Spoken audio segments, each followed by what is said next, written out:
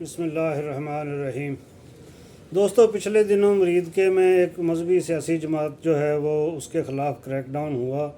اس کے متعدد لیڈر جو ہیں وہ گرفتار ہو گئے اور کچھ لا اینڈ آرڈر کی سچویشن جو ہے وہ بھی رہی، لیکن لوگ جو ہے وہ پوچھتے ہیں کہ جی اس کا اینڈ جو ہے وہ کیا ہوگا اور آنے والے دنوں میں حالات جو ہیں وہ کیا رخ اختیار کریں گے۔ اسی پر دیکھ لیتے ہیں کہ ستاروں کی کیا پوزیشن ہے۔ جن لوگوں نے میرا چینل سبسکرائب نہیں کیا وہ چینل سبسکرائب کر لیں۔ دیکھیں، اگر ستاروں کو دیکھا جائے تو زول اس وقت جو ہے وہ رجت میں ہیں، اور جس سے سخت فیصلے، طاقت کا قانون، بے دریغ استعمال اور مذہبی حلقوں میں ٹکراؤ جو ہے وہ پیدا کرتا ہوا نظر آ رہا ہے۔ یہ پھر مریخ جو ہے وہ اکرم میں داخل ہے، تو یہ جو ہے یہ جذباتی تشدد آمیز ماحول اور مذہبی قوتوں میں غصے کا عروج جو ہے یہ پیدا کرتا ہے۔ پھر راہو جو ہے وہ بھی افواہیں، سوشل میڈیا، ہائپ، مذہبی بیانیوں کو ہوا دے گا۔ زورا جو ہے وہ برجسد میں ہے۔ حکومت کو اپنی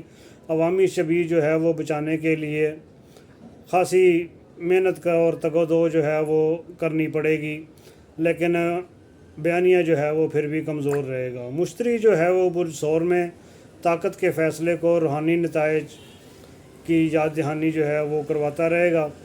پھر اس کے بعد یہ دیکھتے ہیں کہ دیکھیں مذہبی جماعت جو ہے وہ اس کا اجتماعی برج جو ہے وہ اسکارپیو کے طور پر کام کرتا ہے، یعنی چھپا ہوا غصہ۔ مذہبی جذبات اس میں پرتشدد اظہار بھی ہے۔ جب دباؤ آتا ہے تو پھر زیادہ شدت جو ہے وہ زیادہ ابھرتی ہے۔ اب چونکہ مریخ جو ہے وہ ان کا حاکم ستارہ ہے، اکرم میں داخل ہو چکا ہے، اس لیے اکتوبر کے آخر سے لے کے نومبر کے دوسرے ہفتے تک تحریک کو جذباتی کارکن جو ہے وہ پھر متحرک کریں گے۔ قیادت جو ہے وہ چاہے انڈر گراؤنڈ ہی رہے۔ پھر حکومت کا جو ستارے ہیں وہ پاکستان کے چارٹ میں زول جو ہے وہ طاقت، ادارے اور نظم و ضبط کی طرف لے کے جاتا ہے۔ مریخ جو ہے وہ تصادم کی طرف لے کے جا رہا ہے، اور راہو جو ہے وہ حزب معمول، پروپیگنڈا اور انتشار کی علامت ہے۔ 17 اکتوبر سے لے کے 20 نومبر کے درمیان جو تناؤ کے زاویے ہیں وہ کافی تیز ہیں۔ یہ وہ وقت ہے جب ریاست جو ہے وہ طاقت استعمال کرتی ہے، مگر بیانیہ جو ہے وہ اپنا کھو بیٹھتی ہے۔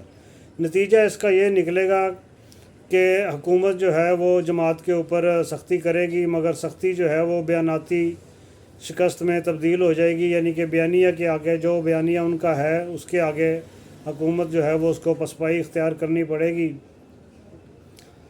پھر آ جاتا ہے 17 اکتوبر سے لے کے 31 اکتوبر تک۔ مریخ اثر سے یہ پولیس آپریشن، گرفتاریاں، پابندیاں اور مدرسوں کی نگرانی جو ہے یہ بڑھے گی۔ اس کا مطلب یہ ہے کہ آنے والے دنوں میں ابھی 17 اکتوبر سے جو یہ کام شروع ہوا ہے یہ ابھی تھوڑا مزید چلے گا۔ قمر اور زہرہ کا ملاپ جو ہے یہ بتاتا ہے کہ حکومت اپنے فیصلوں کو امن کے نام پر پیش کرے گی، لیکن روحانی سطح پر غصہ جو ہے وہ پایا جائے گا۔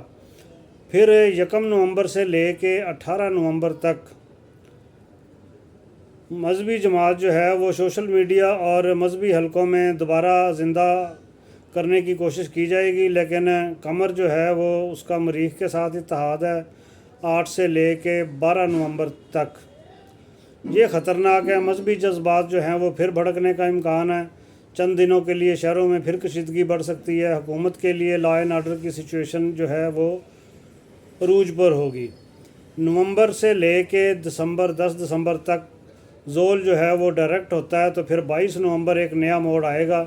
حکومت جو ہے وہ امن معاہدہ یا نرمی کا اشارہ دے گی، لیکن جماعت جو ہے وہ سمجھے گی کہ ہم نے فتح حاصل کر لی ہے، تو اپنی فتح اس کو ڈکلیئر کرے گی۔ مذہبی طاقتوں کو کچھ اخلاقی جواز جو ہے وہ مل جائے گا کہ ہم نے دباؤ ڈال کر حکومت کو جو ہے وہ جھکا لیا ہے۔